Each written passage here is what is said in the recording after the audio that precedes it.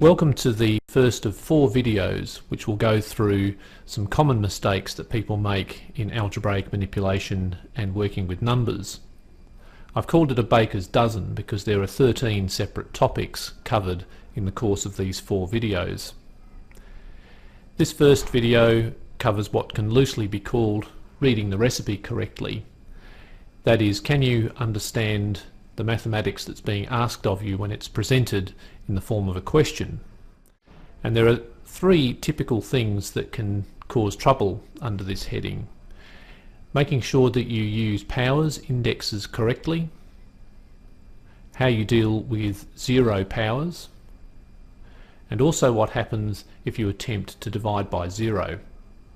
Let's look at the first one concerning powers. A mistake I see fairly commonly when people are using algebra is this one. Minus a squared does not actually turn out to be minus a multiplied by itself. Now, to see that, let's look at a situation that's similar using some simple numbers. Here we have minus 3 in brackets and we're squaring it. Now, it's pretty clear that what we're being asked to do here is square the item that's right next to the power of 2. The brackets are indicating that it's the number minus 3.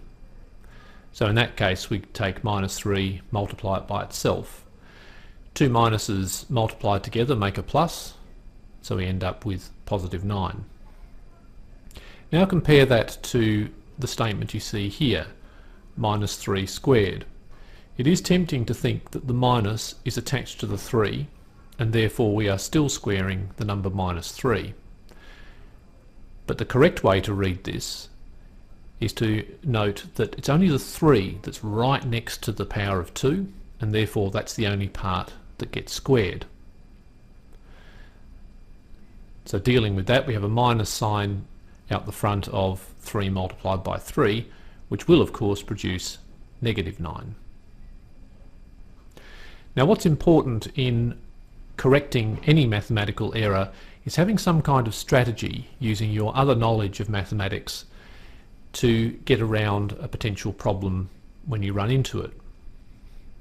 Now, in this case, what I think would help understand how to apply the power correctly to a negative number is to think of minus 3 as not just negative 3, a point on the number line, but think of it as a product, minus 1 multiplied by positive 3, because we know that the second item there, minus 1 times 3, is going to produce the number negative 3. So in this case, if you replace the minus 3 with minus 1 times 3, then it's not so easy to make the mistake of squaring the minus 1, because now it looks like the minus 1 is separate from the 3 squared, and that's the right way to interpret it.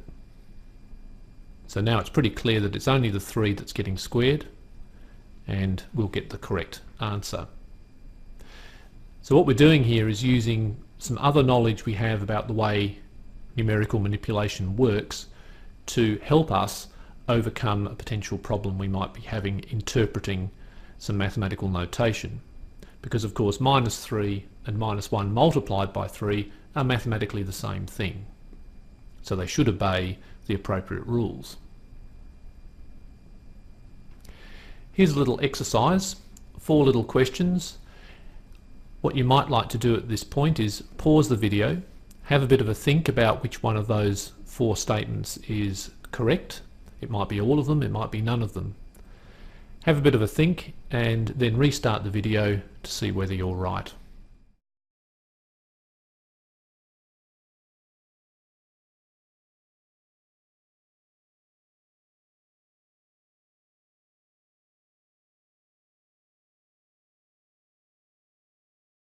Here's a second set of problems that are similar to the previous set. Note this time that we're raising all of these numbers to the power of 3. So feel free to pause the video and have a think about those ones as well. And here are the correct answers.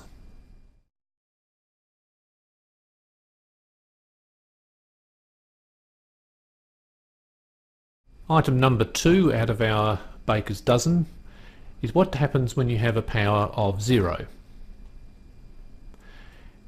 Quite often I see people interpreting any number, a raised to the power 0, as equaling 0. Now this isn't true, but it's a natural mistake to make. When we first learn about powers, we learn about whole number powers like 2 squaring, or 3 raising to the power 3, or cubing. Whole number powers are pretty straightforward, but when we start dealing with powers of 1, 0, negative powers, fractional powers, we have to tread a little more carefully because their interpretation is a bit more sophisticated. For this one, a good strategy is to think about index laws that are more familiar to us.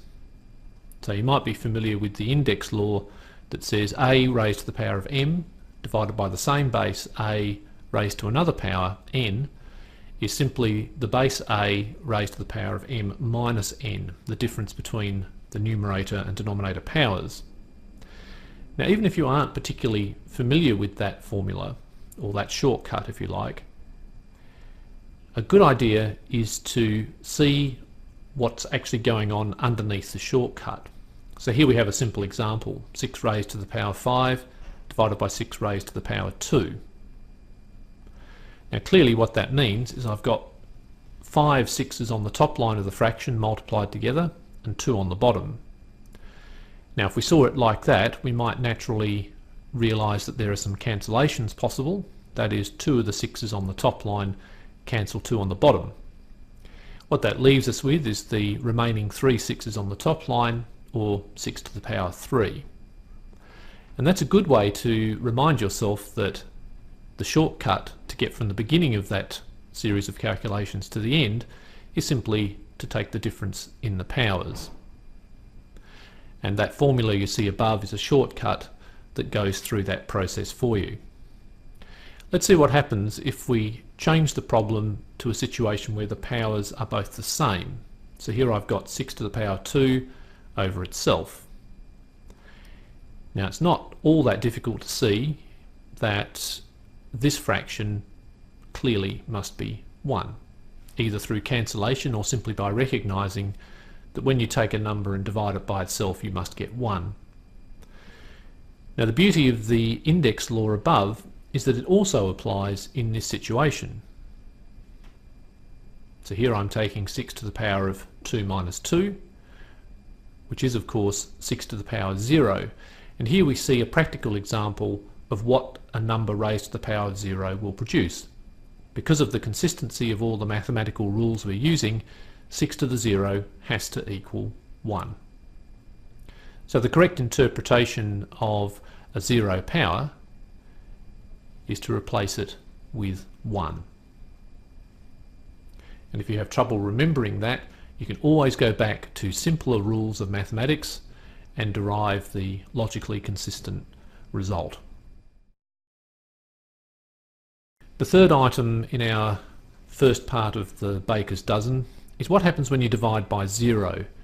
Most people have an idea that something interesting happens when you attempt to divide by 0, but are not terribly clear about what exactly the implications are.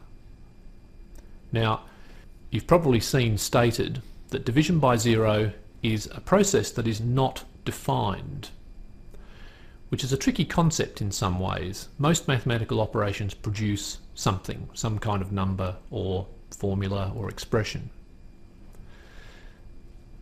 Not to be confused, of course, with taking 0 and dividing it by other numbers. So 0 divided by 3, which is equivalent to the fraction 0 over 3, is a perfectly respectable number. 0 is a number, it sits on the number line, it's a defined quantity. The trouble starts in this situation when you attempt to divide any other number by 0. And the most you can say about those two statements is a word, undefined. It's a rare occasion where a mathematical operation doesn't produce a mathematical answer. Now most of us are aware of those restrictions. We're not always aware of why it's necessary to declare that division by 0 is undefined, simply not allowed. And a very good example that convinced me was an algebraic proof.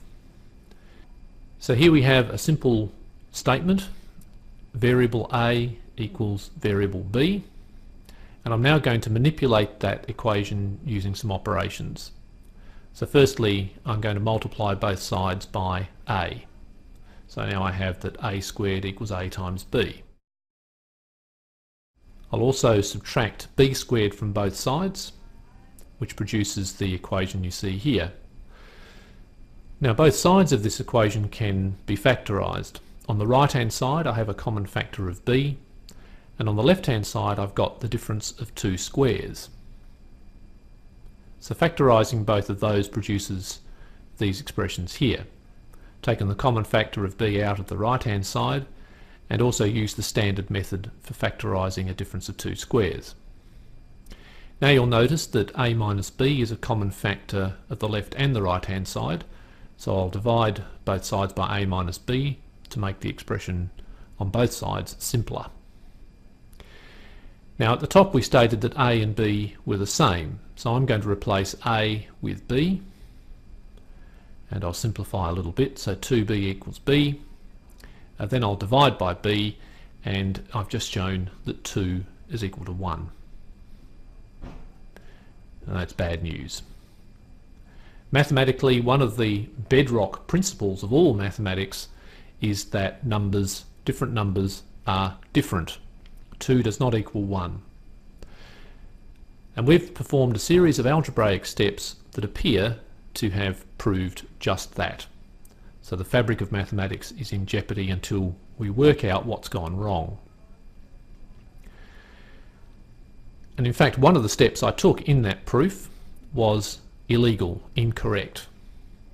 Have a bit of a think for a moment about which step may be the culprit.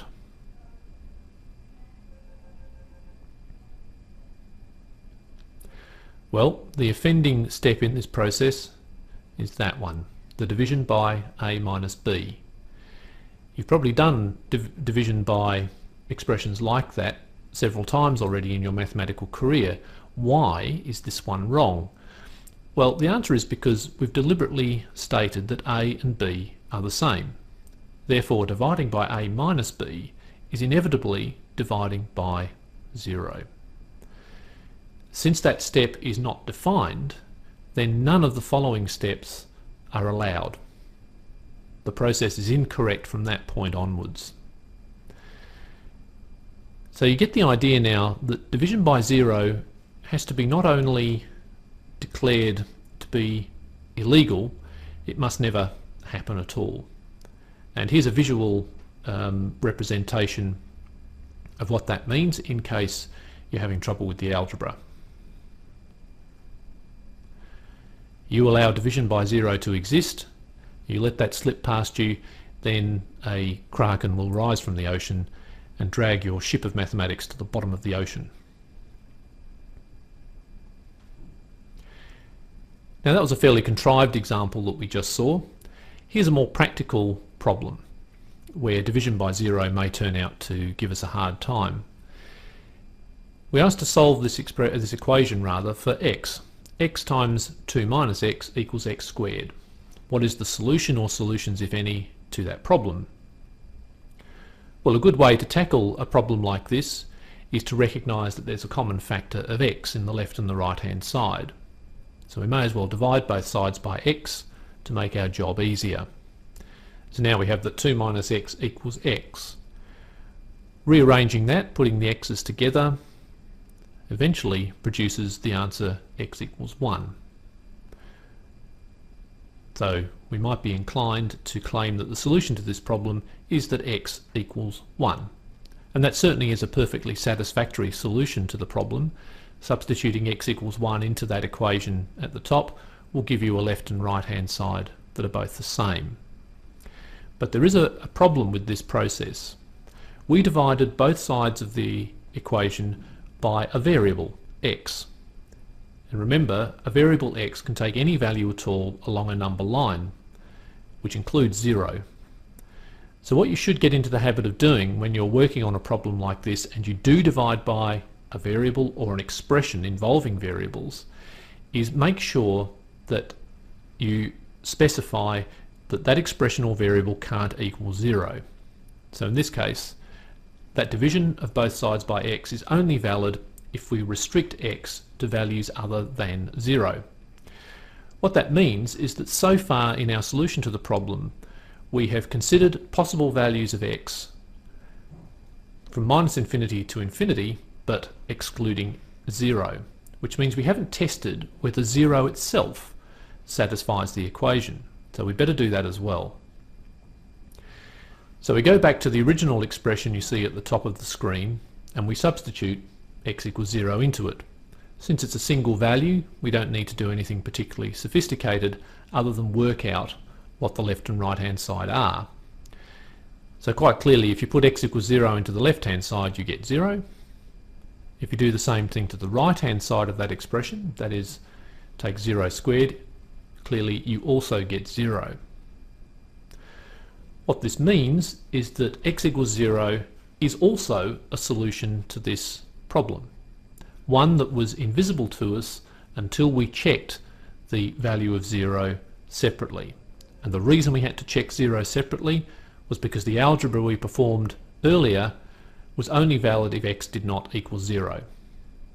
So the correct answer to this problem is that x equals 1 or 0 are solutions to this problem.